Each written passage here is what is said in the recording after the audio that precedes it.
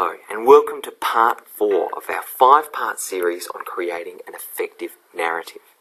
We've talked a lot about the fact that a narrative is a form of entertainment and that the real goal in your writing should be to engage the reader, and for that reason your story needs to be memorable, it needs to be engaging, and it needs to have an emotional connection. Now in this case, the tip that we're talking about is that it's looking at pace and dynamic in your story at all times. When it comes to effective story writing and life in general, we have our highs and we have our lows. We have times where time seems to move really quickly, and we have times where time moves really slowly. Think about yourself in a waiting room for a doctor's appointment. I know that when I've been in that situation, it seemed like I've been there for hours when really it's only been minutes.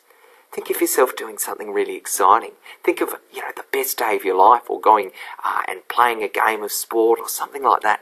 And it seems like you've been there for 2 minutes, but when you look at your watch, 2 hours have passed.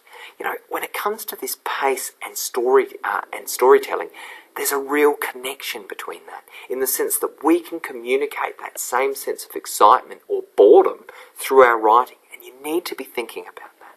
Let's start again by looking at an example.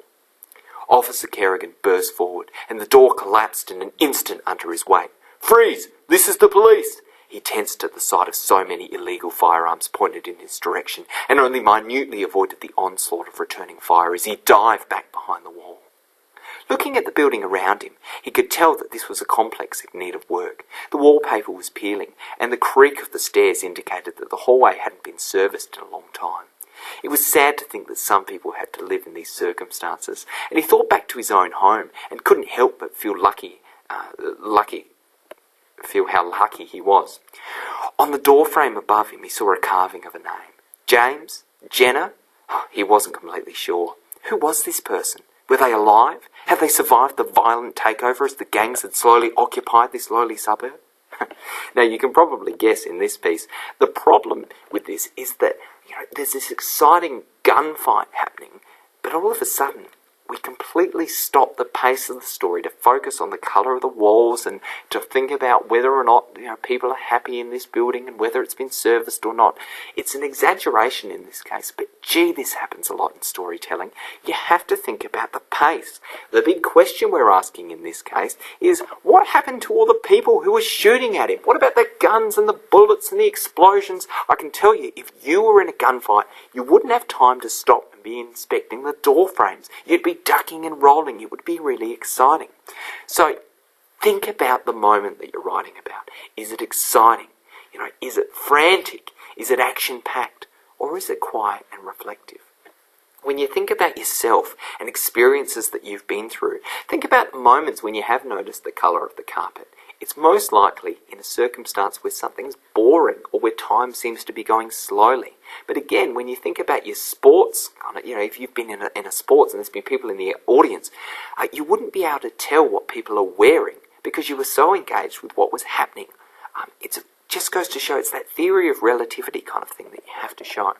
So when it comes to thinking about your story, you need to consider what are going to be the action-packed and frantic moments and what are going to be the quiet and reflective parts. And don't get these two sections mixed up.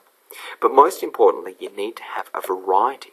So when I'm thinking about my story, maybe he approaches the door, and when he's approaching the door, it's all tense and suspenseful. During this point, I'm going to focus on every creak of the stairs. I'm going to focus on every footfall. I'm really going to draw it out. But you know what? The moment he kicks down that door, it's exciting and it's action. He's going to be ducking and rolling. There's going to be bullets flying over his head. He's going to be shooting back, all of this kind of business. The exciting action really happens in the gunfight. Maybe he chases down the ringleader. He's jumping over things, he's jumping out of windows, he's jumping between buildings. Again, he's not going to have time to be talking about the birds sitting on the trees or anything like that. It's going to be very quick pace and exciting. But maybe after the ringleader gets away, maybe that's when it's more reflective. And all of a sudden our brave hero has this moment just to sit in the alleyway, the abandoned alleyway where he's lost the person, and just kind of, run his hands through his hair and stare at the dirty pavement beneath him. In this case, we're really thinking about how the pace changes.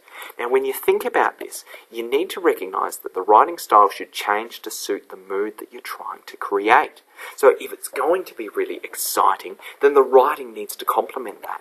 If you're looking to create tension and suspense, I can tell you it's going to be a very slow pace. You're going to be focusing on every detail. You're going to be using internal description to build the emotion. You're going to be talking about what someone's feeling in anticipation to what's going to happen.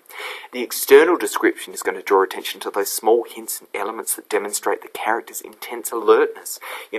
If you came into your house and you suspected that maybe someone had broken in, think about what you would notice. Think about the little things. You'd probably notice, maybe the keys that usually sit out the front of on the front table are slightly out of place. Maybe there's a light on that wasn't on before. And when you really focus on a particular door, you can see light coming under the door and shadows moving. There's some kind of key hint. Long sentences, lots of detail. I can tell you that if you're looking to create suspense and you say, one day I walked into my house and there was someone there, that's not suspense. That's just telling us exactly what happens. Whereas if it's excitement and action, it's going to be very quick events. You're going to have minimal description. You're going to focus on the frantic processing of the character. Short, simple sentences. A bullet flew over his head. He ducked down behind a barrier. He poked his head out really quickly. Little quick things, erratic, abrupt. He could see someone reloading their gun. He could see someone jumping up and down. He could do this, he could do that. He banged his elbow. All of these different things are going to be happening really quickly. Okay?